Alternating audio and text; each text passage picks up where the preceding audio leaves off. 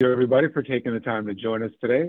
This is our annual Mon Valley Initiative's annual Tackle Your Financial Future event. So I want to thank everybody for taking the time to join us. We do this event annually because we recognize the importance of being intentional with our finances. For everybody, it's gotten harder over these past few years. Prices have gone up and income doesn't stretch quite as far as it used to. And so we wanted to gather together some of our partners and experts to talk today just about some small steps that we can each begin to take back some of our financial power and begin to put in place some plans that really plans for our money before the bill collectors and the expenses of life do. So we got a great panel of guests for you today. I want to take a moment to introduce them, and then we'll turn it over to our first guest. We have Kelly Moore with us today from CFSbank. We have Joan Schmitt from Dollar Bank, and we have Jonathan Weaver from Mon Valley Initiative. And we're going to talk about the importance of banking. We're going to talk about the importance of budgeting and financial planning and really how to build towards some of those longer term goals, such as home buying and some other things. But with that, we're going to turn it over to our first guest, Kelly. Thanks so much for joining us today, Kelly. We appreciate it. Hi, thank you. Thank you for having me. I'll pull up my screen here. Can everyone hear me okay? You are good. Yes, ma'am. Okay, perfect. All right, so the first thing that I'm going to be sharing today or my presentation is called Why Banking? Why is banking important? But before we get into that, I wanted to take a moment to introduce myself. My name is Kelly Moore, and I'm a branch manager at CFSbank in Charleroi, which is their headquarters location. I have been in banking for about 13 years, have had various roles within banking that has allowed me to increase my knowledge over time. And really just at the end of the day, what most pleases me is to be able to help the customers that come before me and help them save money, help them find a budget, and really help them succeed in the financial industry. Who is CFS Bank? Well, CFS Bank is a mutual organization. A little bit of our back history, we started with a single teller window back in 1936. Who would have thought, a single teller window? And we knew what was important then, helping the community, the people of our community to succeed. That's a lot easier when you live and work in the same community as your customers. After all, we share a lot more than just a bank. We share experiences. Our kids go to school together. We shop in the same stores. We drive the same roads. We care about where we live and where we want to see good things happen here. At CFS Bank, our tellers and managers, we do take the time to get to know you and your needs. We want to hear about your plans to build the perfect house or take that dream vacation or to possibly open your first business. We want to know how you're doing and how we can help. And that is as true today as it was 88 years ago. We've grown into a regional bank with 10 locations. We're more than weathered the ups and downs of the decades, and we've thrived through responsible management and leadership. We've innovated over the times, adding products, services, technologies that have allowed us all to grow. And while that may sound big and grand, one thing that will never change is that you can still walk into any branch and find people who live in your community who greet you with a smile and who care about you and what you need. 88 years later, we're still that community bank that you know and trust, that bank that's modern in its offerings, but traditional in its philosophy. The bank that's stable, strong, and motivated. The bank that still asks the most important question in the most courteous way. What can we do for you today? Very true. Okay, moving on. Why banking? Why is banking significant? Well, banks are the essential pillars of modern society with their importance extending far beyond just traditional banking services. They are the engines that power economic growth, stability, and financial well-being. Banks are just not financial institutions. They are the lifeblood of the economic progress and prosperity. And you can see there what banks do. They bring economic stability, They create money. They facilitate trade. They transfer money. They transfer savings into investments, and they ensure liquidity. What is the difference between banks? So we have banks and we have credit unions. Banks are for-profit. They are owned by shareholders unless they are a mutual institution. And shareholders then split a dividend with the profit. Credit unions are nonprofit and they are owned by members. And what will happen a lot of times you'll see with credit unions, they will take the profits that they make and they will give back to their members with that.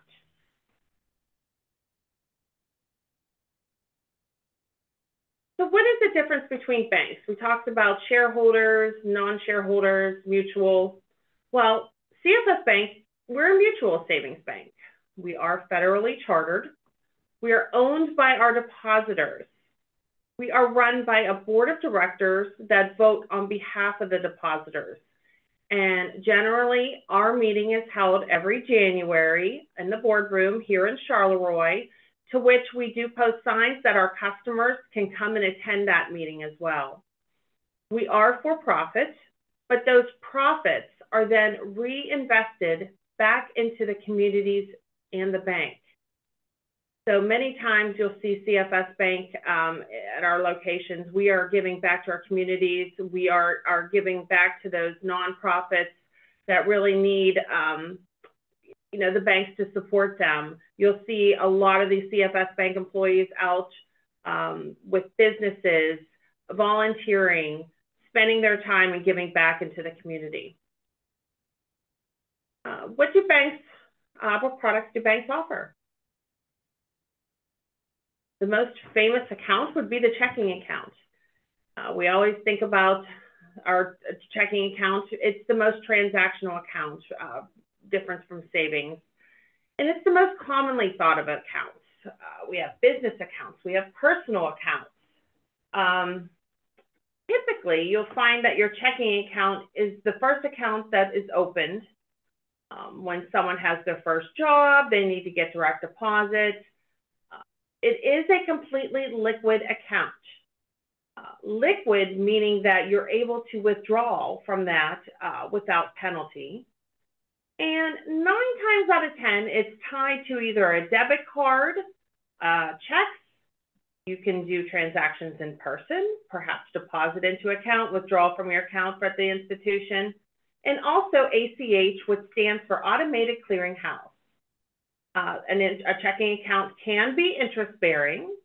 Generally, it tends to be less interest than it would if you had a typical savings account. The savings accounts generally have a higher yield. But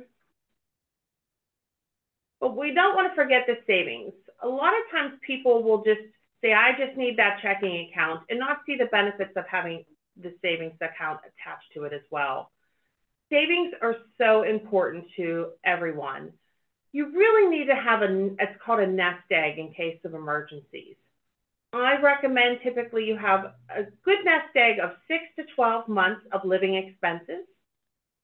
And it's great to have for large purchases, down payments on homes, life events. And life events typically will happen every 6 months to a year. Someone has a life event.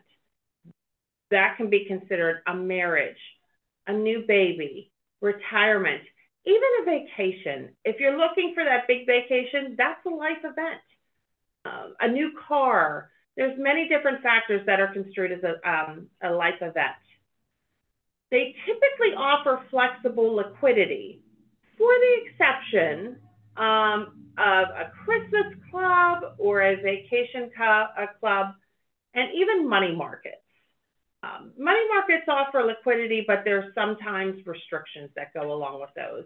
And they typically offer a higher yield than a checking account and a savings account as well. And also with money markets, they generally require a larger balance to be kept in that account. Christmas and vacation clubs are great. Those are something that incentivize people to save. We do offer Christmas and vacation clubs. Our Christmas clubs are dispersed every October, and they are unable to offer liquidity. So once you deposit into those, you cannot withdraw back out of those. Same thing with the vacation club. except that it disperses in March. So you're looking to save, give yourself an incentive to save, that would do it as well. And then we also offer accounts typically that are planned for the future. Certificates of deposit are timed deposit accounts. You put your money in for a specific period of time. They earn interest for that specific period of time, and you can withdraw from those once they have matured. So if I put a 12-month CD, I opened up one today for $10,000, I could not withdraw from that CD until January 24th, 2025. In the event that I had to withdraw from the CD, I would then have to face a penalty, which could take away from the interest that has been earned on the account. Another planning for the future account is an individual retirement account, or an IRA for short. This is money that has been set aside for retirement. The interest can be tax-free or tax-deferred until withdrawn, and it's used to supplement income during retirement. Again, these accounts do not offer liquidity. Next, I'm going to talk about something that we think about with banks, but we typically think about it when it comes to loan products. Is having good credit. But what is credit, and what do you need it for? Having credit gives you the ability to borrow or access funds with the understanding that you will pay back later. Credit has a various amount of scores, so you can have the best credit, which goes up to an 850. There's 3 credit bureaus, Equifax, TransUnion. I'm drawing a blank on the third one, but there are different types of credits that you can earn from different products. Credit cards, personal loans, auto loans, and mortgages. Typically, a lot of people ask, well, I have good credit if I never overdrafted my checking account. Unfortunately, from a credit standpoint, checking and savings accounts are not looked at when it comes to your credit score. These are something, again, that we are looking at with your credit cards, past payment history, with loans. Perhaps you have an auto loan, making sure that that is not showing derogatory in any sort of way. So credit versus debit. So credit transactions are run based on the premise that the merchants will receive payment for goods immediately, while customers will pay later to the issuing credit agency. Debit transactions are used to access available funds in a checking or savings account immediately and are withdrawn from the account at the time of purchase. PIN-based or point-of-sale-based transactions do not have a difference in the posting timing to your checking account. Some people think that if I do not put my PIN number in when I'm using my debit card, it will come out later. That is not true. It all deducts from your checking account at the same time, whether or not you enter your PIN number or not. I highly recommend never having to enter your PIN number in unless you absolutely have to.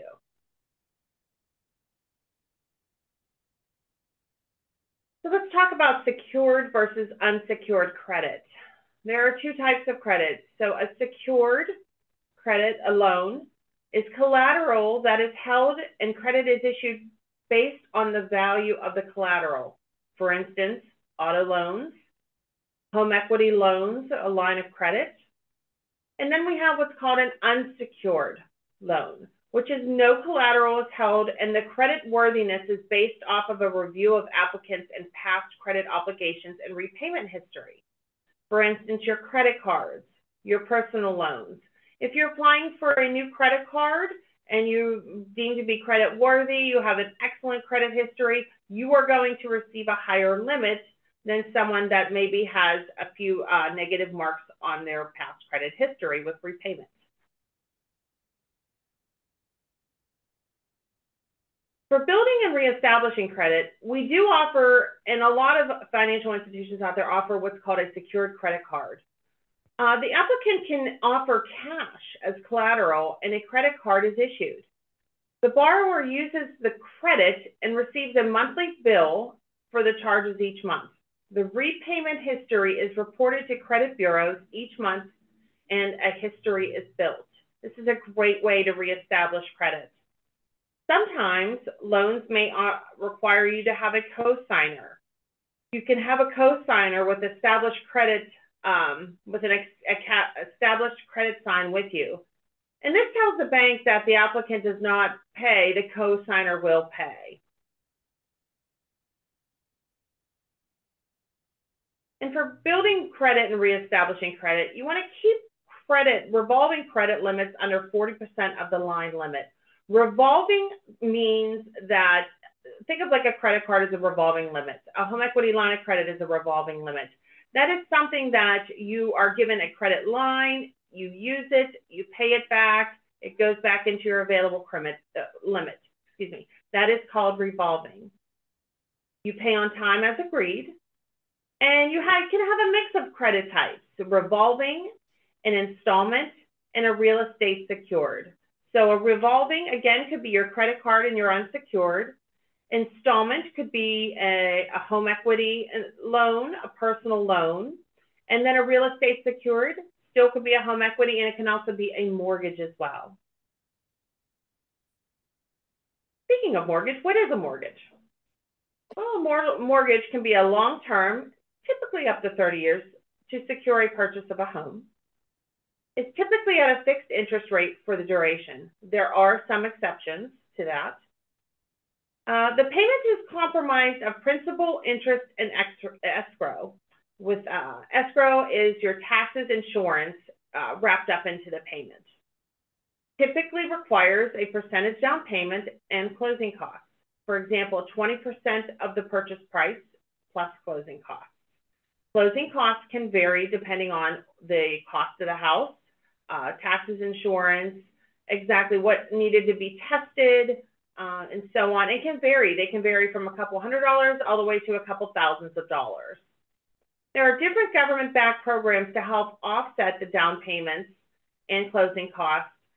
So for instance, first-time home buyer and FHA, and even VA loans are out there. You heard me say earlier, home equity loans, home equity lines of credit, but what is equity? Well, equity is when you have a real estate secured loan, the cost of the purchase price, or no, I want to say the appraisal price of what your house is, how much is it worth, and then how much do you owe? The difference is the equity. How much can you take out if you need to do a loan or a line of credit? Here at CFS Bank, we can tell you what loan is best for you. We can tell you why your credit doesn't matter. Yes, it does. If you are someone who has had a repayment pass with maybe some marks on it, that is going to factor our decision on whether or not, or any financial bank's decision on whether or not they will loan to you. You're going to hear a lot too when you're doing either a mortgage or any sort of loan, a term called DTI. This stands for debt to income ratio. This is very important. A debt to income ratio can vary among different financial institutions, but generally we as a bank like to keep it between 40 to maybe 42% stretching. And what that means is the amount of money that you have coming in every month versus the amount of money that you have going out. Now that could be all of your bills. For instance, if you have a loan payment, if you have rent, if you have credit cards, any sort of loans are going to factor into that debt to income ratio.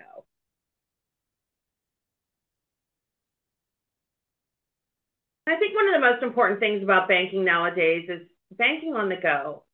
You would think of the bank even 10, 20 years ago, every Friday, everyone gets paid, they come into the branch and they wait for that teller. That's not the case so much anymore.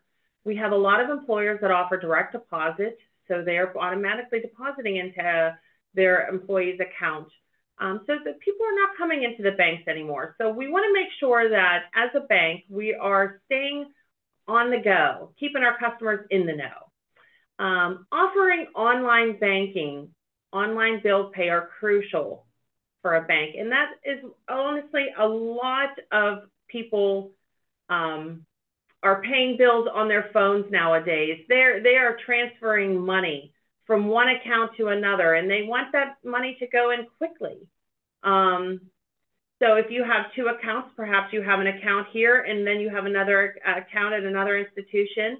Generally, it can take about 3 days for a transfer to go through, and that is considering business days, not the weekends or holidays. And let's talk about person-to-person transfers. I think everybody partakes in one of these apps of some sort. There's Zelle, Venmo, Cash App, and PayPal. PayPal is great. I personally have PayPal. I love it. You're able to purchase things you're not sure, and then you feel like you are secured by using PayPal. You can attach your account to PayPal. Less likely to have more issues with fraud that we do see nowadays. And Zelle is great too for transferring for person to person as well, because it's instant.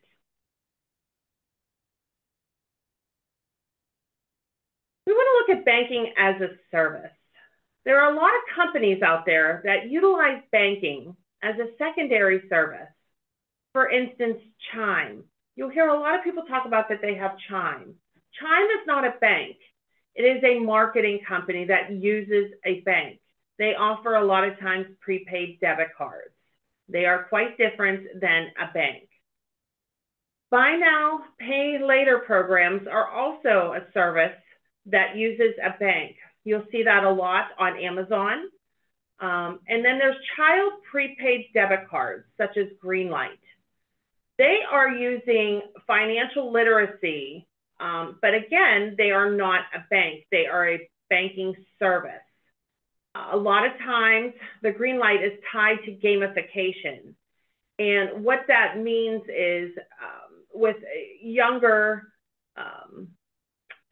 children having a prepaid debit card, they are doing financial literacy, having to take certain courses in order to be able to hold the debit card and use the account. CFS Bank actually did a study, and we are going to be coming out with some great cash and coins account as well. Believe it or not, kids are getting jobs at a younger age this year, this time. We see people coming in 13 years old with their first job, and they need to have a checking account. And we at CFS Bank, we recognize that, and we have the luxury to be able to create accounts that are geared towards the needs of our customers. And we're going to be coming out with what's called a cash and coins account. The cash account is actually going to be geared toward children 10 years of age and 10 years plus. And then the coins account are going to be actually geared towards children 5 years old and plus. So those are going to be coming out as exciting. You know, we hear the needs of our customers, and we want to teach our younger generations to save money with incentivizing them on how to save. It's going to be based on report cards. So I don't want to let the cat out of the bag too much, but of course, it's going to be coming in the very near future. So we look forward to helping our younger generation, again, with that financial literacy, be able to save money, and also to teach them about how to be responsible with money and how to earn money as well. So banks in the communities. I talked about the community earlier. It's a part of our credo. We offer, in addition to personal lending, we offer small business lending as well. Small business lending helps create new businesses in the communities, and it also creates new jobs in the communities. One thing that's nice that you'll see when you're dealing with the community banks is that everything is not black and white when we look at our customers' profit and loss statements. We see the gray in between, and we are not going to just deny someone on a loan because there might have been a hiccup a couple years ago. We look at all the spectrum, and I think that by doing so, we've been able to really help businesses thrive in our communities that we serve. Again, I talked about it earlier, we give charitable donations. Banks love to give back. And I think that's one of the important things, that when you're choosing a bank, you want to look at how are they with your community? Do they give to the schools? Are they providing financial literacy? These are all very important factors that I think that a lot of people should consider when choosing a new financial institution. I think this goes without saying. I know it's close to my heart, but volunteering. I love to volunteer at any point that I can with organizations throughout the footprint in Washington where we are, and beyond in Allegheny County. Taking the time to really connect with the community, that's how you're going to do it, by being out there, talking to people, volunteering your time, and giving back. It's so important. We hear it too often today. It seems like every other news story is talking about fraud. But we here at CFS Bank, we want to protect your money. We offer things such as account alerts, and we do suspicious activity flags. We have debit card holds. We have credit card holds. We're able to put you in charge of your debit card. If you need to be able to shut it off, you're traveling, you don't want to use your card, you don't want anyone else to have your card, you can control that and you can shut off your card. You can set limits on your account for online banking. If there's purchases that come out above certain amounts, you can actually set yourself an alert. So you are in control of your money. It's so important nowadays to protect your money, because I feel like we hear so many scams. It's just on the news all the time. So being extra diligent with your money and protecting your money are not only important to you, but it's important to us as well. All right, and I'd like to thank you for your time today. Certainly, if there's any way that I can service anyone and you have any questions, please feel free to reach out to me. I do have my email information up there, kmoore@cfsbank, and that is my extension 724-483-3566, extension 233. If you'd like to meet and you're not sure about a loan or just budgeting in general, I have given presentations on fraud. Anything is on the table to talk with me about. And again, that's why it's so important to be out in the community, and I'm more than happy to take the time for you. And I just want to appreciate the Mon Valley Initiative for allowing me to present to everyone today. Well, great. And thank you so much for that, Kelly. We appreciate it. Before we transition to our next speaker, I want to open the floor. If anybody has any questions, please feel free to unmute or drop your question in the chat. But I want to ask you this in the meantime.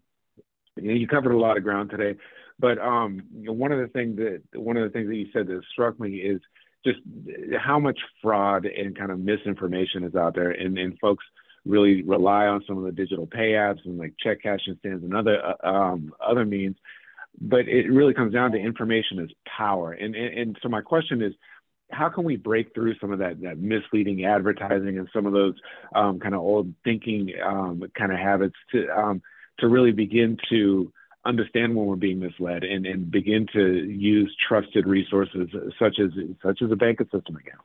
Mm-hmm. Well, I have to say this. I would say know who you're giving your money to.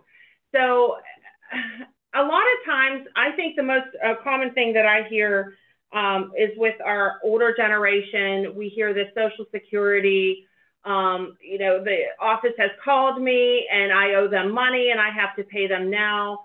The Social Security office is not going to call you. They're not going to call you. They're not going to reach out to you. They are not going to threaten you for money. So I just want to touch point with the older generation. But the younger generation, we see, like you said, the digital apps, the PayPal, the Zelle. And again, it kind of steers back to who are you giving your money to and why are you giving them money?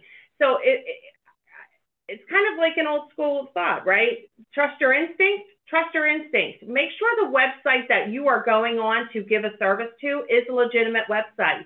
There are people out there nowadays that will try and make a fake Macy's website. It's mind-boggling to think about what they can do. But again, you know, if I'm going to be giving someone money, I'm going to 9 times out of 10, I like to depend on PayPal.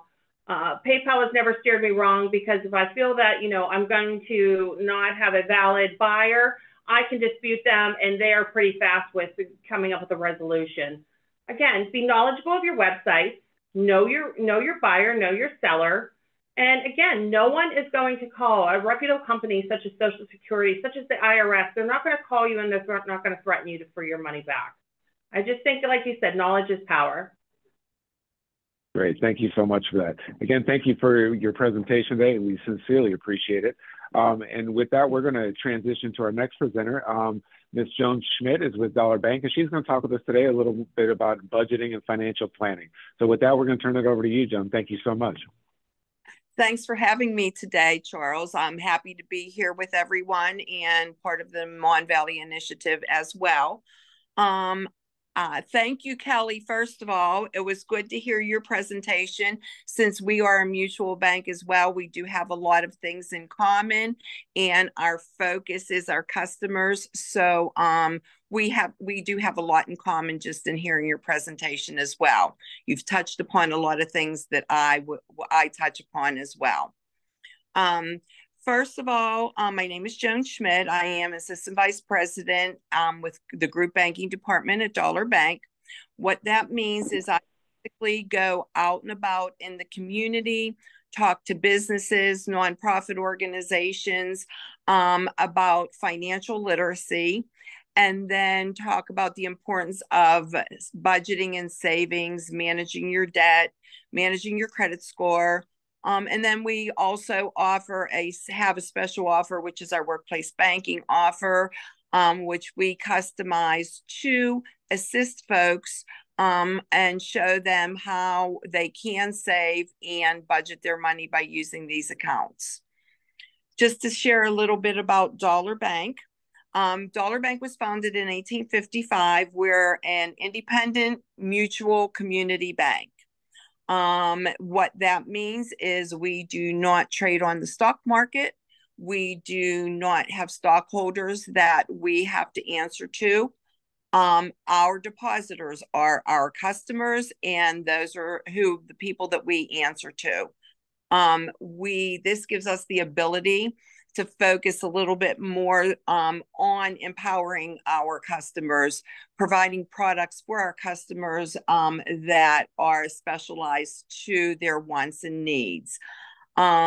We also we're a full service regional bank that provides the highest quality of banking solutions and services to individuals and businesses.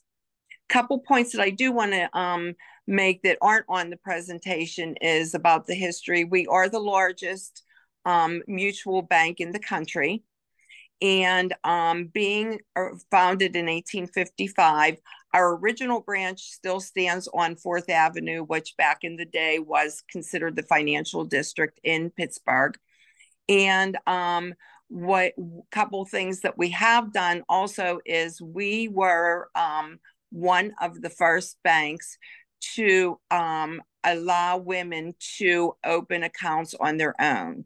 Previously, at that time, women had to have men on an account to have a bank account, and we crusaded past that and was one of the banks in the area that made that happen. In addition to that, we also were the first bank to give a woman of color a loan. And these are the initiatives that we find that we continue to go through and lead the pack through the communities and the customers to get people where they want to be financially. Today, we're going to talk about some of the objectives that we are. The objectives, what we're going to talk about is budgeting and savings. Why is it so important? some budgeting tips, and words of wisdom. We consider that words of wisdom. I always touch upon that. I find that being out and about in the community, that I learn from others that I'm talking to along the way. So at the end, when we ask for questions, or if anyone has any words of wisdom, please feel free to share them as well. What is savings? So savings, we relate savings to a daily and weekly routine. What that means is similar to, say, for instance, you want to lose weight. So what you're going to do, first of all, is you're going to set a goal about how much weight you want to lose. Then you're going to decide on what routine you're going to start to get to that goal. Very similar to savings.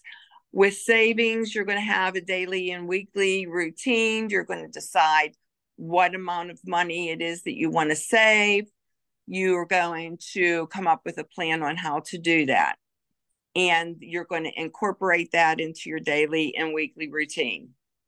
Savings is 100% in your control. You can make the determination of how much it is that you want to save.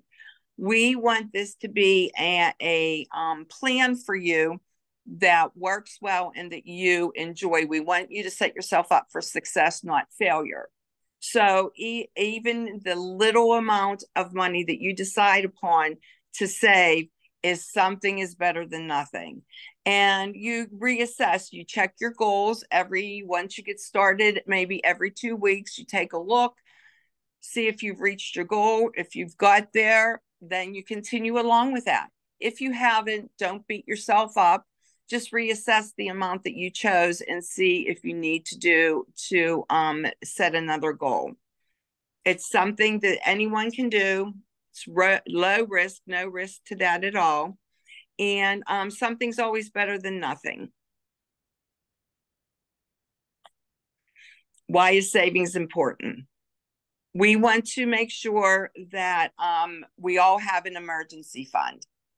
Emergency funds are needed for car repairs. We all have those. Medical bills that may not be covered by your insurance, home repairs, and unfortunately, job loss is one that happens to anyone and everyone at certain times in their life. So when you have these emergencies happen, having this fund allows you to be financially independent and stay away from the credit cards, because that would be the first thing that you would have to do if you do not have anything in your savings. The suggested and recommended amount for an emergency savings is 6 to 9 months. Obviously, that number can look like a very large number in itself. We suggest that what you could do is start with your first month. So your first goal is going to be what you would need for your first month of an emergency savings and how you're going to get there. So you would start there, and however long it takes you to get to that first month, you've met your goal. Then you continue and set another goal and move on to your second month till you do have the recommended amount of 6 to 9 months in your emergency savings. Why is savings important? So like we just talked about, a couple reasons would be for your emergency fund to keep you financially independent should you have income up that isn't in your weekly, monthly budget. And then we want to determine what that amount is. So say, for instance, your annual income is $35,000 a year. Just to put numbers to those amounts, you would take 1% of that weekly savings would be $6.73.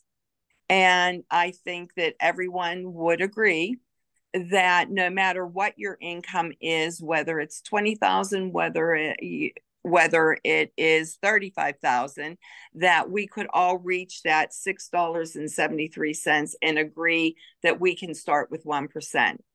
I know for me, from a personal standpoint, I enjoy going to Starbucks. all that I would have to do is give up a Starbucks one day. And I think everyone could relate to that for whatever they do on a regular basis. Just to add a couple more numbers to that, 5% is a little bit more aggressive, which would take you to the $33.65. And then 10% is very aggressive, which would be the $67.31. So that gives you an idea when you're looking to set your goals in your budget and your savings, where you can start with and what makes sense for you. So additional buckets. We all have buckets of money. That's how we like to get started. So we start with our budget. Then from our budget, we continue along to our savings. Our savings is part of our emergency fund savings. Now we got to that. The next thing we want to do is talk about retirement. You want to, first of all, there's 401ks. Or if you work for a nonprofit, it's a 203B, I think. But either way, these retirement savings accounts are provided by employers a lot of times. So if you're working for a company that offers a 401k, never say no. They offer a company match, which is free money. So you can decide on the amount, the percentage that you want to put with each pay into this 401k retirement savings account. With that, the company matches, and the percentages pretty much even across the board, but some of them, are different just a little bit. So say, for instance, they match 5-1. Whatever percentage you're putting in your account, your employer will match that with a 5-1 match. So they're giving you free money to put into this retirement account. Another benefit for that is a tax incentive. You're agreeing to put money into this savings account pre-tax. So you're not paying taxes on any of this money. And then you automatically get an increase each year with your salary increase, because you're decided to choose whatever percentage that is. So as you make more money, you're getting more money. Another tool for your long-term savings plan are IRAs, which they can be Roth, which is an after-tax contribution, traditional, which is a pre-tax contribution, and then educational. There's a 529 that parents can get started for their children. You can also do that. A lot of folks are continuing their education as they age. That's a plan that you can take advantage of as well, an IRA for an educational pre-tax college savings for yourself as well, if that's a plan in your future. So this gives you a little bit of information about this 401k and the difference in when you start at different ages with different amounts of money. So this is your scenario. You have a starting salary of $30,000. You get an annual increase of 2%. Your employer matches 50% up to 5%. Your retirement age is 65. And your average rate of return is 5%. So based on those numbers, the first diagram shows you starting this plan at age 20. So what that means is you are going to save, based on this scenario, $100,000 by the time you come to age 65. Your employer is going to match that 50%, so that would be $50,000. Over the term of your years till you get to 65, you will have saved $500,000. So, I mean, obviously that's a significant amount of increase based on the amount of money that you've actually put into this 401k plan. Now, if you look at the differences as you grow older, you have in the middle the at the age of 30 and then starting at the age of 40. So you can see there is a significant difference. However, please don't let that deter you as far as savings goes. If this is something that you haven't done in your early ages, start at any age because any amount is better than not having any at all. So if you look at the graph with starting at 40, you're still walking away with over $100,000 based on this scenario that we give here. So always remember that something is better than nothing, and starting at any age is always a good thing to do. So here's some additional budgeting tips. Here's one of the things that we do recommend is only carrying small amounts of cash in your wallet to control your spending. I know for myself, I can put $100 cash in my wallet over the weekend and then Monday morning look in and that $100 is gone and think, where did I spend that money? Using a debit card will show you where you're spending your money, and it gives you, it isn't as easy accessible as cash. And cash you can have a hole in your pocket and lose your cash. So we recommend sticking to small amounts of cash in your wallet. Put the credit cards away. They are not free money. So a credit card should only be used when you know that you can pay that credit card back in full and on time. If you can't, obviously there are times that we do have emergencies that we do need to use them, but always try and remember that that is not free money. You do have to pay that money back with interest if you don't pay it in full at first. Buy only what you need. Don't buy things just because they're on sale. So this is the concept of wants versus needs. Before you go shopping or you purchase anything at this point, you want to make a determination on your own personal situation and see if this is a need or a want. For instance, we all do have to buy clothes. We don't necessarily have to buy name brand clothes. And the consignment stores are big. The choices in there now are incredible. And that would be a good way to start as far as purchasing clothing. And then the money that you're saving by doing that, you can use on other things. Say, for instance, put it in your savings and you're just saving for a vacation. Cut down on variable expenses such as clothing and entertainment, obviously.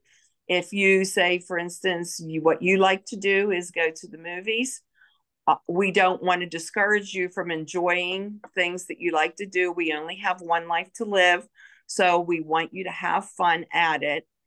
But just say, for instance, you're a moviegoer and you've looked and you've gone to 10 movies over the past month. So maybe you may say, okay, maybe I can only go to 5 movies this month and put the money away that you would spend on the additional 5 movies, put that into your savings. Another concept we have some slides about as well is about taking your lunch to work or school instead of eating out. That would be covered for lunch, for dinner, anything like that. That there is definitely a big difference. You almost save you save twice the amount of money by taking your lunch or having dinner at home as opposed to going out and for lunch and dinner a lot. The next slide just gives you a little bit of information about the putting dollar amounts to this concept of taking your lunch or eating out. So this is the average American spends $2,000 per year, which seems a little bit less, I think, than we would all agree. At this point, $8 per day for lunch. That I don't know if we can even get a lunch at Mickey D's for $8 anymore. But this does give you, apply figures to the concept to give you an idea of the difference when you make the choices that you do. So say, for instance, we'll go with this $2,000 per year on lunch. So you're spending $8 per day, 5 days a week. That's an annual cost of $1,920 a year. Now, if you would make the choice of packing your lunch, which would save you half as much as you would spend going out, now you've saved almost $1,000 per year that you can, again, put in your savings just by making that change. So those are things to think about when you are budgeting and determining the amount of money that you want to put in your savings. Same concept for dinner. Again, they're saying that the average American has 18 meals per month outside the home. The average cost for dinner, again, $12.50, I think, is a little bit minimal. It's a little bit more expensive these days than that. But let's take this amount for the $12.50. So you all have your $18 times a month at $12.50. That's $225 per month, or $2,700 per year. Then if you make the choice to have dinner at home as opposed to eating those meals out, again, you're saving another $1,000 just by doing that, when you're cutting back to 9 meals per month outside the home as opposed to the 18.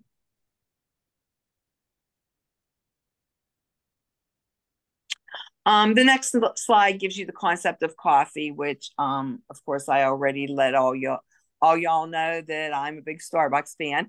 But you can see here the difference if you're making your coffee at home, putting it in your to-go container and taking it on the run with you, as opposed to going to Starbucks every day and spending the amount of money that you do.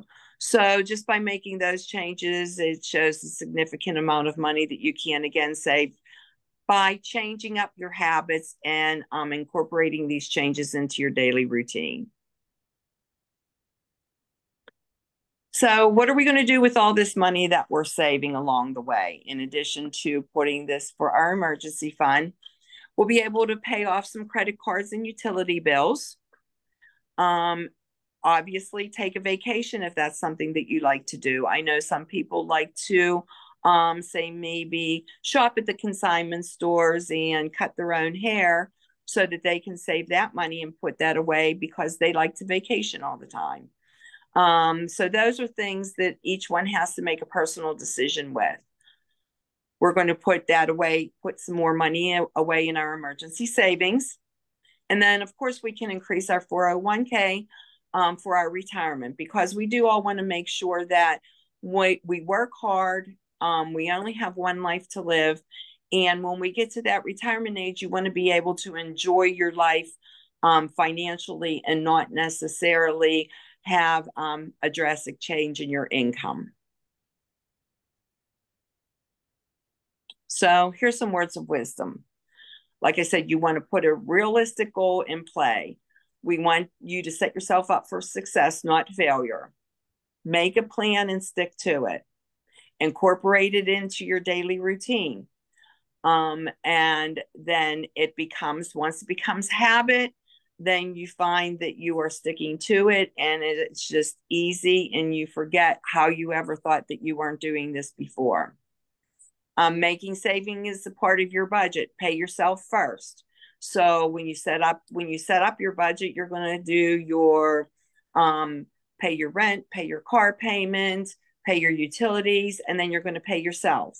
So each month, while you're paying your bills, set an amount aside that you can pay yourself, that you can just transition into your savings account. Underestimate income and overestimate expenses. What you can do with that is, say, for instance, your income is $500 a month. When you're doing your budget, make it $450. So there's $50 that you're not even looking at that you already have in your account that you can use for your savings. Overestimate your expenses based on that same concept. Say, for instance, your expenses are actually $200. Overestimate them at $225. That gives you an additional $25 right there. And review and recalculate the plan at least quarterly. My suggestion would be is when you get started, you may want to do it monthly till you get used to it and see what amount works for you. And once you're up and running, check it quarterly and see if you need to reassess. Forgive yourself. No one's perfect. Don't beat yourself up. Say you go through your first month and you didn't meet your goal. You just reassess, take a look, set another goal, and then move into your next month and see how successful you are with that. And always you want to continue to think of growing your financial net worth. And that would be by always checking with your employer to make sure if you have a 401k that you are contributing to that, because again, that's free money. And then when you do have the opportunity to look outside of that 401k, banks do have products such as the IRAs that you can make your choice with as well. Here's just some different resources and apps to consider. Of course, Bank. You can always reach out to anyone at Bank for any help that you would need as far as budgeting and savings. And then there are some apps that people do use, this Android Money, to track your expenses as well. And then always remember to have your debt payoff planner so that you can continue to reach your goals. I don't have my contact information there, but I'd like to share that with you guys as well. So again, my name is Joan Schmitt. My phone number, and I can be reached at any time, is 412-261-7261. And my email is Schmitt, SCHMITTJL @dollarbank.com. Thank you very much, everyone, for your attention. And this was a pleasure. And thank you to the Mon Valley Initiative.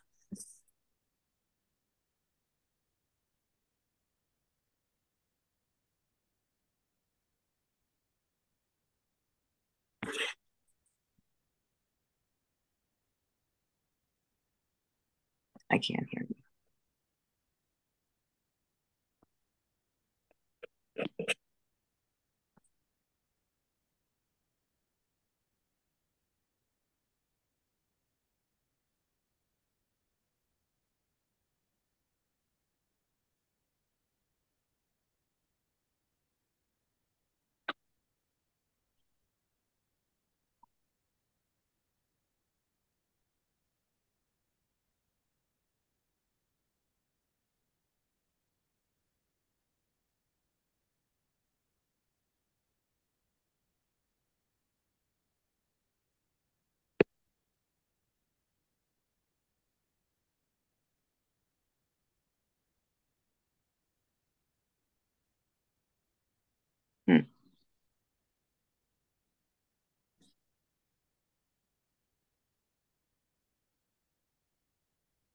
Hello? Oh, I can hear you now. Oh, okay, good. Wow, I'm just talking into the Probably void. saying some great stuff. Sorry. Sorry, I missed That it. is one of the joys of Zoom world out here, right? There's always some kind of technical issue somewhere. We'll clean that up in the editing. But Joan, I just want to ask you again, like, what do you say to those folks that really aren't saving for retirement? They're planning on using their Social Security because maybe they feel like they don't make enough money to be able to set that money aside.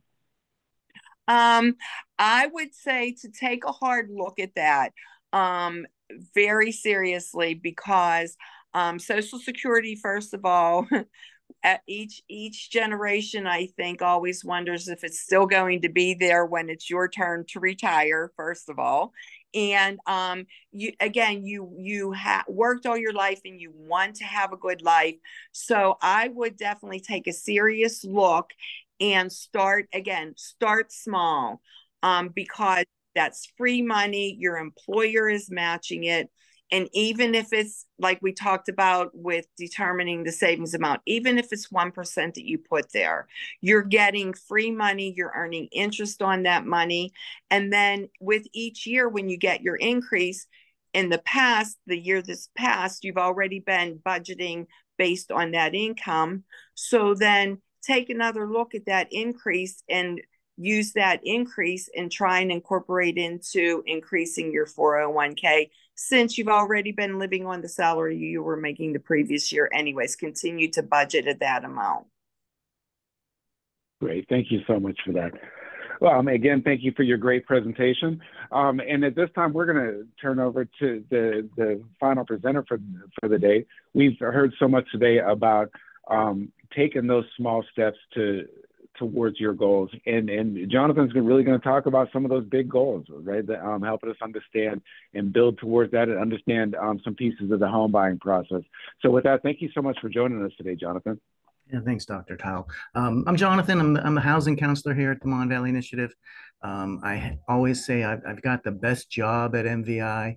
I get to work with people who express interest in being homeowners. So I deal typically with people just trying to get into the arena where they're ready to buy a house. And I also sometimes deal with people who are getting ready to sign the paperwork, and they're interested in, what am I signing? Why am I signing it? And what does it do in the process? So, I'm a pretty small department. I'm one guy. I answer my phones. I call my people. I collect the data and set up the meeting. So I'm kind of a one-man shop as far as housing counseling. So I've got a quick presentation here. Get that up. Yeah. So, I think, why would someone talk about buying a home when we're dealing with workforce? Many times we're dealing with people trying to get a first job or trying to get a better job. Why do we throw housing in there or buying a home in there? Because I think that's part of the big goal for many people is, I want to land a job, to go get my first apartment, to buy my first house. So I think it's just a natural progression. And I think getting ahead of that process maps it out a little bit better for some people. So, why buy a home? So what's the driving motivation for people to want to buy a home? And the number one answer I get when I ask my clients, why do you want to buy a home? Is asset building. They want to leave something for their family, for their kids. They're interested in having generational wealth, or at least, having a home stability to pass on. Second one, stability, not to move around every year. The landlord raises the rent, and the next thing you know, you're moving to your next place. So many people mention why they want to buy a home is to provide security, stability for their family, kids. And we know through education system that children that have one address for long periods of time do better in schooling in many cases. Another reason I get is, they want to have a dog. They want to paint colors of rooms that they want to do. So, being able to do your own thing, having that independence and control over your own environment. I threw up their status. Some people want to live in a great neighborhood. Other people are looking for income producing, maybe to buy a duplex and have that renter pay a majority or a portion of their mortgage payment to help reduce their expenditures. And lastly is, you were told it was a good thing to do. So that's probably the weakest reason to buy a home. To me, it's something you need to have within yourself and not what other people want you to do. So I think buying a home, to sound silly, I think it's pretty easy. It's simple steps put together back to back that help you reach your goal of trying to be a homeowner. So I have this little video that I share. It's one of my favorites that let's see if that's up.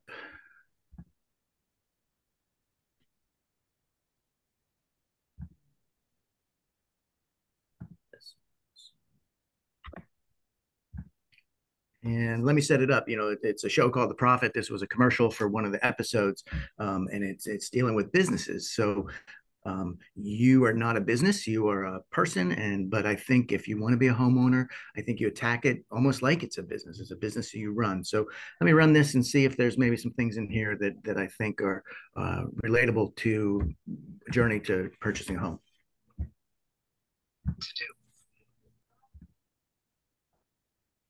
So, that little clip just, he's talking about cupcakes. He's talking about a business.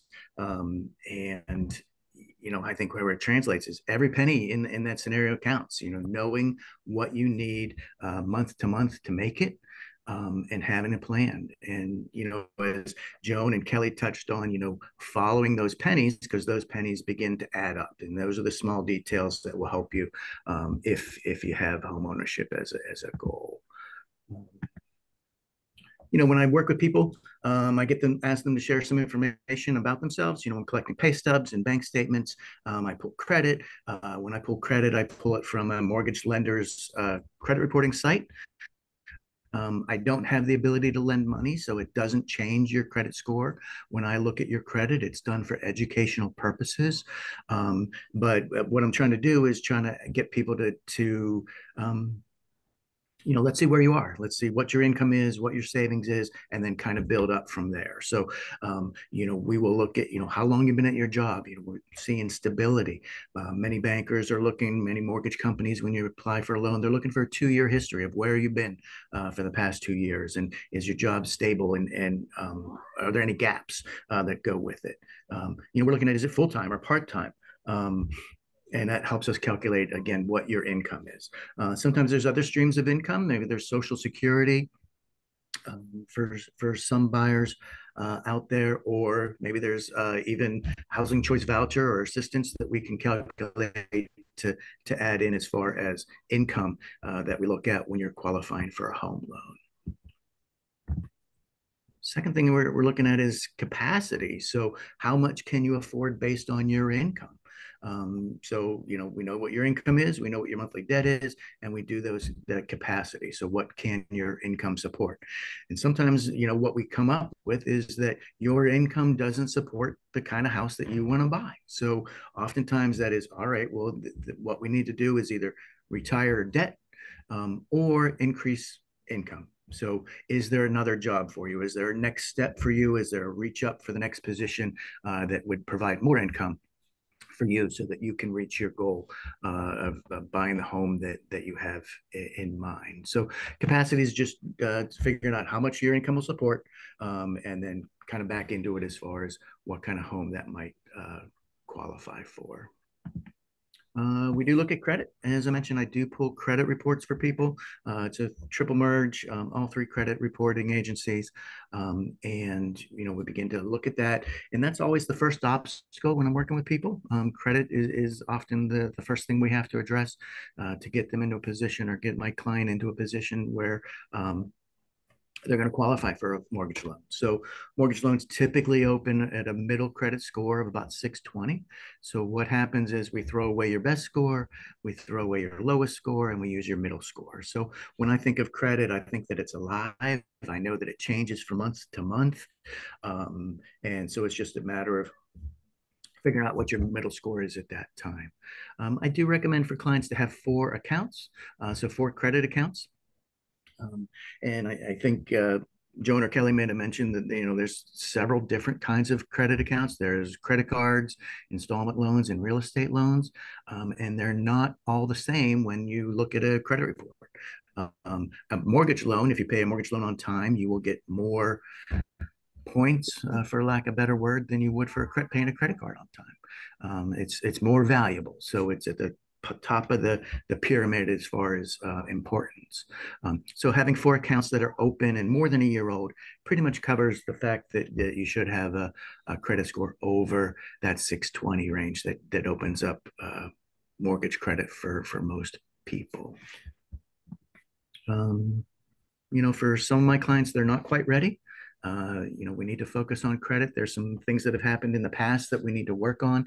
I'm not a credit repair guy. I won't set up payment arrangements. I won't call for settlements. I won't do that kind of stuff. But I do try to assist my clients or guide them in what they can do on their own in order to get the credit where it needs to go. And I'm kind of a simple guy. I just kind of think there's 2 things that you got to clear out: the old negative stuff and add in some new positive stuff. So by reducing the number of negative accounts that may show, loans that have been paid slow, or collections or repossessions, as we clear those out, then it allows the new good positive stuff to really have an impact on increasing their credit score.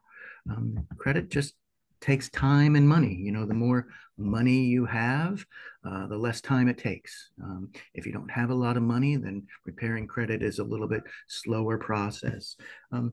People ask me from time to time, you know, should I go to a credit repair guy? And I think that's always an option. I don't like that you have to pay for it. But if you get to a point where you are out of options and you don't know what your next step would be, maybe it might be worth you finding someone to take the reins and kind of take the lead on that for you, to work on your credit.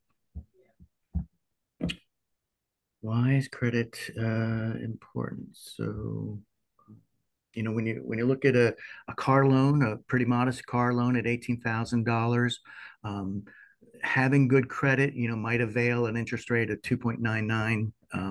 Over 5 years, that payment's 323. For people that have weaker credit or not so strong credit, you know, they'd see maybe a higher interest rate of 20%. I actually talked to someone yesterday who that's what their car loan rate was.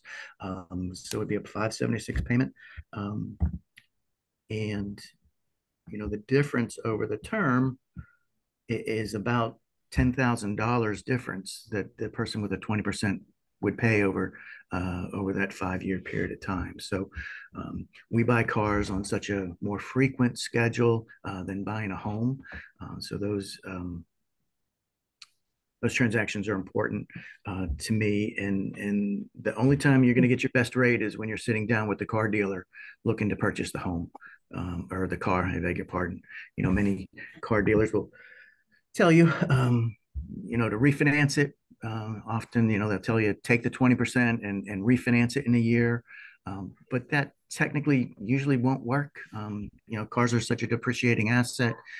After a year, you know, you may have paid it on time, but now the value of the car is down and banks may not be able to lend you what you owe on the car. So I call it one of the biggest car dealer lies is to, you know, buy it now, take my 20%, and then in 12 months, go ahead and refinance it, which I think is not as available as maybe they try to pitch. I think they're just trying to sell you a car on that day, and what happens to you 12 months later is really none of their concern. So be mindful when you're purchasing a car to, you know, be willing to get up and walk away if they're offering you something that's less than what you deserve.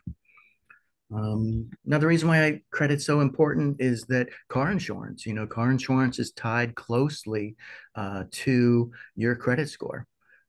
So people with good credit pay less in car insurance. So people with lower credit are more at risk. There's more claims.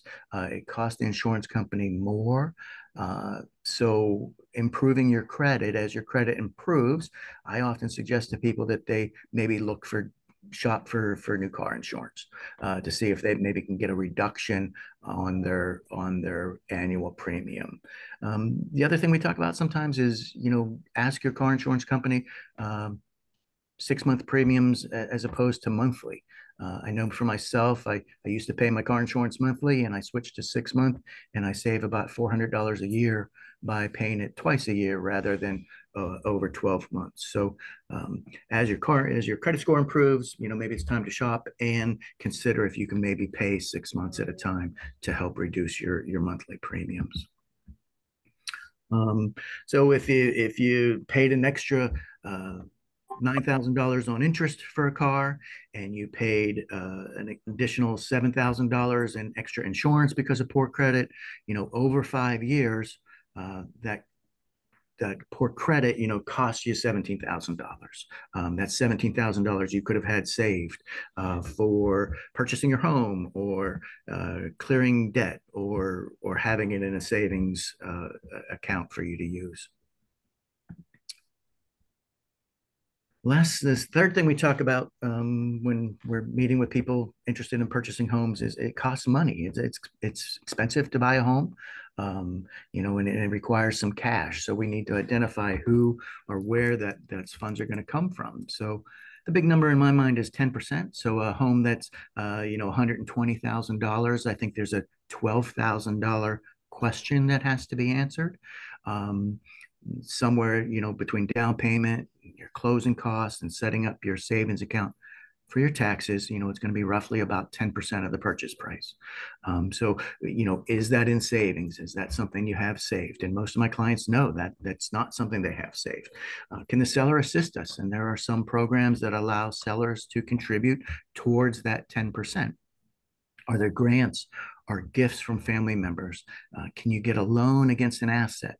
Can you sell something of value? Do you have baseball cards, or do you have a jet ski or a boat that maybe you can sell in order to help you tackle that cash requirement it is to buy a home? A lender is going to want to show or prove that you have these funds. It's typically a 2-month bank statement. So having a bank of some sort, whether it's a brick and mortar or whether it's a online account, I think is necessary if you're going to purchase a home, because we need to demonstrate that those funds are available, and we do that by providing bank statements. Oftentimes, when I meet with people, I'm asking them to send pay stubs and bank statements, and they don't. We're such an online society now, many people don't know how to get that. So I think part of what our training is getting prepared to meet with that banker. That banker is going to want those statements. So we need to practice how to actually access those.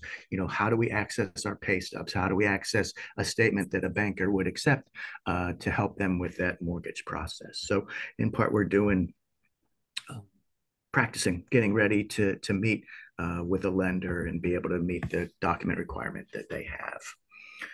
There's some upfront costs that we talk about when we're buying a home.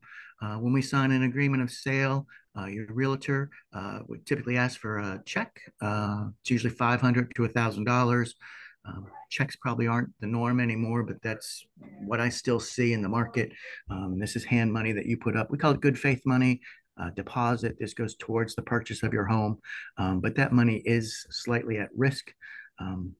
It would be at risk if you just change your mind. If you get cold feet and you no longer want to buy the home, that money should I believe should go to the seller. You took their home off the market, you tied it up, you put them at financially a little bit of stress by backing out, so they should keep that money. Typically, when I talk to people, I'm going to say give as little as possible. If the brokerage minimum's $2,000, don't give $5,000. Give what's required, and just get it done. In the past, over the past few years, we've seen with COVID, with some of the purchasing frenzy that was going on, people were putting larger deposits down in order to express that they were the best potential purchaser of the home. So market's going to dictate what that number is. But for most of my clients, I think anywhere from 500 to 1,000 is probably a good place. The other upfront cost you're going to have is a home inspection. I think everyone should who is purchasing a home should consider a home inspection. It's not required. Nobody makes you do it, but it's your opportunity to send a professional in there, a professional that you hire that's working for you, to do a walk through the home and let you know the condition of the property. A home inspection, if we change it to cars, this would be a car inspection. Are the belts good? Are the tires good? Is the paint in good condition? So that's what a home inspection does. Is the furnace good? Is the electrical service up to modern day needs? That's the kind of report you're going to get there. Sometimes we get things on the report that maybe are concerning. You can always ask the seller if they'll repair them. Maybe you see that the hot water tank is at end of life, and you may ask your agent to go back to the other party and ask them if they're willing to upgrade or change the water tank for you. They don't have to do that. They're not required. In many cases, they will, because they just simply want to keep this transaction moving forward. It's worth asking, and you actually may end up with a home better than the one you saw. So if they were put in a hot water tank for you, that would be to your benefit in the next 5 or 10 years of the home. Once a home inspection is done, that money is gone and spent. You don't get that money back. That guy needs to be paid for his time.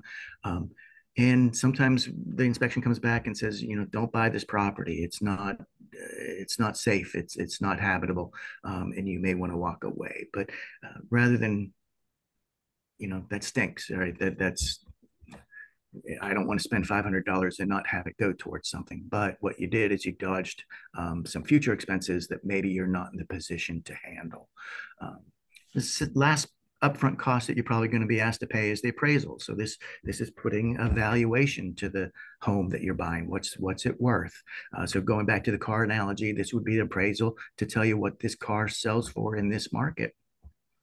And just like in the car market, the housing market goes up and down. There's periods where we see it elevate, and there's periods where we see it come down. And so that's what the appraisal is trying to do, is put a valuation to it. And quite simply, to the banker, for the most part, as long as it appraises for more than you're paying, it's going to be okay. Obviously, there's some repairs sometimes they note, but as long as it's worth more than what the sales price is, usually the mortgage loan process is going to continue to go forward. In those instances where maybe it isn't the same, let's say you agreed to buy the home for 120 and the home appraised for 115, so it's 5,000 short of what you offered to pay. There's three possible things that could happen. You could put $5,000 into the deal. So the bank would lend you 115,000. You put $5,000 into it. And the seller would have the 120 that they're looking for. The second one would be ask the seller to reduce the sales price. That, of course, would be my first strategy for anyone is, let's see if the seller will take 115. An appraiser and a professional has told them, in their opinion, the home is not worth 120. It's only worth 115. So asking them to go down to 115 would keep the deal rolling. The seller doesn't have to agree to that. But, I think if it appraises for 115 for you, it's going to appraise for 115 for the next person. And the last one is to walk away from the deal, that nobody's going to buy or nobody's going to sell a home today based on this appraisal. And again, that's a sad one to me. You spent $500 on a home inspection, you spent $500 on an appraisal, and you're not going to be able to buy a home. But you would get your hand money back. The deal didn't go through, not because of you, but because of the evaluation of the property. So you would get your $1,000 back. Back end costs, a lot of people don't consider, it's expensive to buy a home. We take all your money, but yet you still have some expenses that you're still going to incur. Moving costs, van, renting, having food, right? Even if you have friends, I think you need to provide pizza and beer and hoagies to get people to do that. Sometimes turning on utilities requires some money. Updates, just purchasing paint and rugs can be expensive. Decorating to taste, getting the right items in your home, are some factors that we have to think about for cash after the closing. And then cash reserves, having money left over in case something happens, and something always happens. So having money to fall back on in the event that something breaks or extra repairs that you weren't considering or anticipating, having reserves is so important. We do a funny thing to people is we sell them a home, we take all their money away and expect them to be prepared for everything that might come up. Collateral, the appraisal. So this is, the fourth piece of what it takes to get a mortgage loan. This is on the appraiser. There's nothing for a client to do. And as long as it's worth what you're paying for it, usually the deal goes forward. It's four big types of loans, big buckets. FHA is probably the one we see most often. It's usually kind of that first time buyer entree into the mortgage world. 620 credit scores where it opens up. There's some benefits of it. You can get 100% gift. So all the money to get into the deal you could get from gift. You don't have to have it saved. You can get a co-signer. And the big one is that the seller can contribute up to 6% of the purchase price towards your closing costs. So when we think about the 10% that it takes you to get into a home, if the seller picks up 6%, then the buyer only needs to be able to pay the 4%. So it takes you on that 120 example from needing 12,000 to needing about 4,800. So that's a big difference and much more obtainable for people to entree into or get into home ownership. One of the downsides to FHA is that there's MIP, which is mortgage insurance premium. This is an insurance you pay for to protect the lender. It doesn't protect yourself. And on an FHA loan, at this point, it never goes away. It's something you pay for the next 30 years. There are FHA, it does say you can get a mortgage loan at 580 middle credit score. I don't see it very often, if at all, that a lender can do it, because usually they're looking for extenuating circumstances, and that extenuating circumstance usually is money. If you have $50,000 in savings and you have a 580 credit score, your risk is reduced by having that money in savings. But that's not usually the story that most of my first-time home buyers have, is to have money sitting in investments or assets. VA loan. So if you happen to be a veteran out there, this is probably my favorite kind of loan. It's the seller can pay all the closing costs. So on a VA loan, the seller can pay all of them. The buyer doesn't have to pay anything. And the seller has to agree to that. They're not forced to, but a seller can pay all the closing costs to get you into a VA loan. It is only for veterans. Most veterans know that they have a DD 214. If they have a DD 214 that's in good standing, that's something that they can use. So if you are a veteran, or you know someone who's a veteran who's thinking about home ownership, just remind them about their VA eligibility. And it's such a great way to get into buying a home. USDA loans. So some of our territories are more rural. USDA, rural housing, is a great loan because it can allow people to buy 100% or finance 100% of the loan, and it can even finance some of the closing costs. So for us here in the Mon Valley, I think of areas from Elizabeth, PA, and outwards is kind of where we see USDA loans open up. 640 credit score minimum on that, and less than that would be a manual underwrite. But great loan, low mortgage insurance, 100% financing, can finance some of your closing costs. Just a great way, I think, for people in more rural areas to be able to get into home ownership. Conventional loan, usually on a conventional loan, they're going to want better credit. 640 credit scores and up. PMI can go away in the future. Once you hit that 80% equity part, or 20% equity, mortgage insurance will go away. There are some options for 3% down, and the seller is limited on minimum down payment loans to do a 3% assist. So where FHA would help a buyer with 6% towards their closing costs, conventional loan is only 3%. So, but it's always good to look and compare and contrast. We're fortunate here in Pennsylvania. We've got a few grant programs that are out there. One of our partners is the Pennsylvania Housing Finance Agency. They've helped us with a number of different projects that we've done, but they offer home loans. And they have a great program called KFIT, and KFIT will lend you 5% of the purchase price towards the purchase of your home. That program is open 12 months out of the year, so it's open year round. In the springtime, we do see some programs open up, like First Front Door.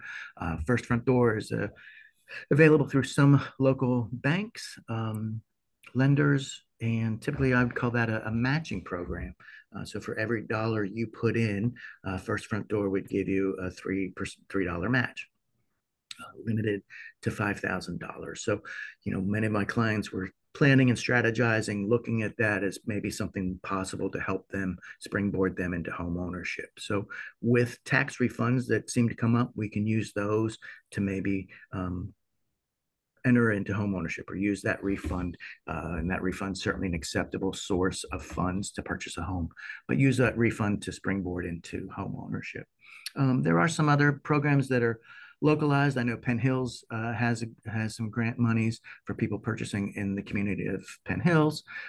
City of Pittsburgh has some, and from time to time we've participated in other programs that kind of come and go as those funds are used up. But as you're thinking about careers, doing better, getting a job, if home ownership is part of your goal, or maybe something you have in the back of your mind to pursue, it's never too early to connect with me.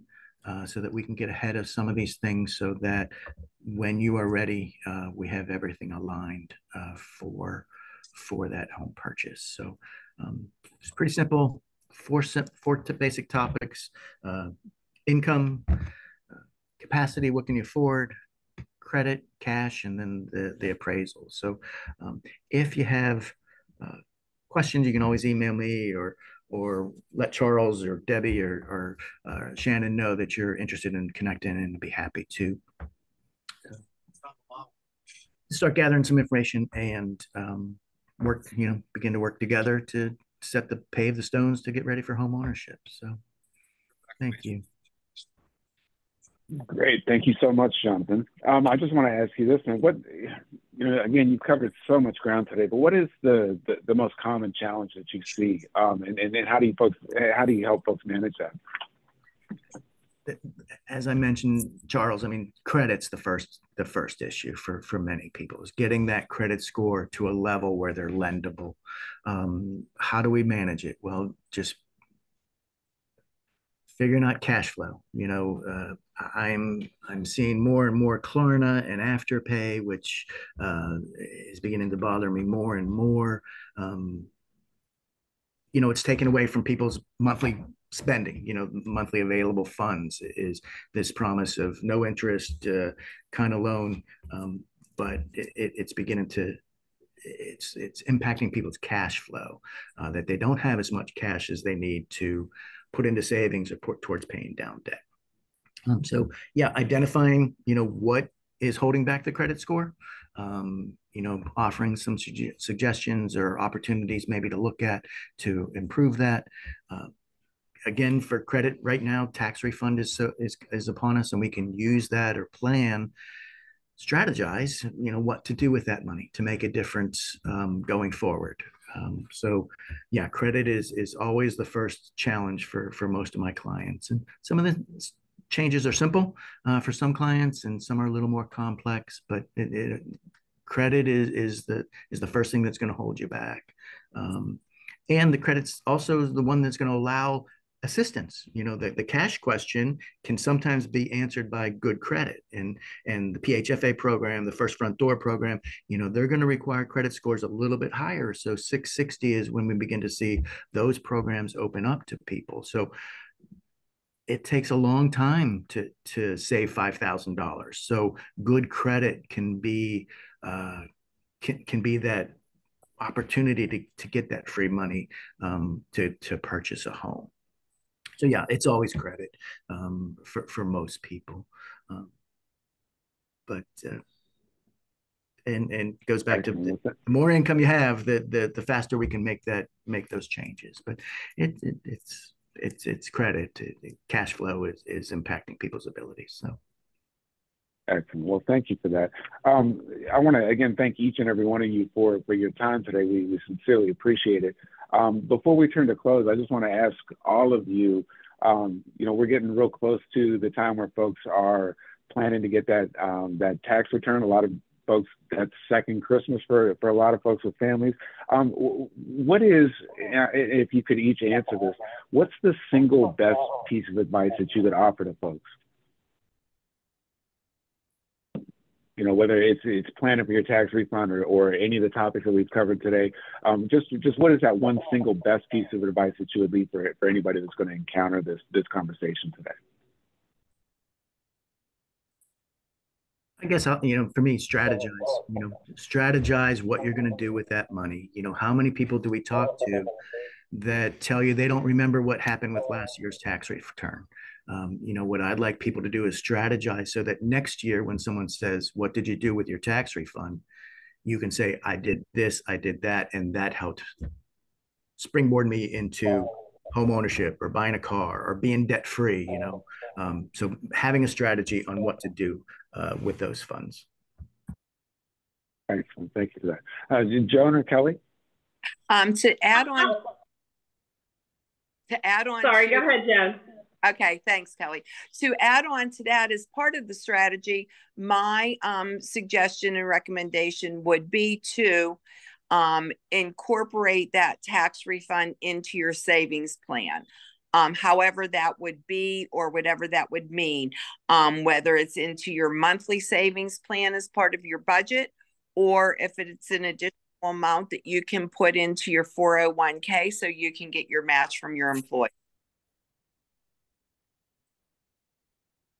I'm going to piggyback off that, and I'm going to say put an action plan into place, but write it down. Accountability is huge.